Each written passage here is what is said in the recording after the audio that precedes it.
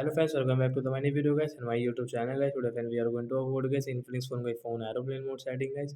And today video title is guys how can we on guys aeroplane mode and how can we use it.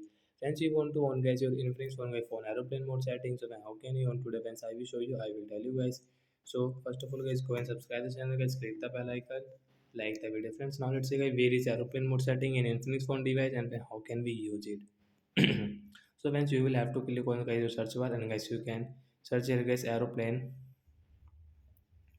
So once you can see guys phone aeroplane setting is not come, so I don't worry guys. Once you can see aeroplane mode guys, we will tap here to on it. So once you can see phone aeroplane mode guys, you can on from here. After on guys, your mobile network will turn off and guys phone this guys you cannot call to your you cannot use guys your phone contact number guys, you cannot call. They also cannot contact with you.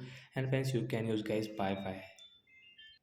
So when we can connect guys any Wi-Fi network after on aeroplane mode settings. So I will connect with Wi-Fi network guys to use my Infinix phone.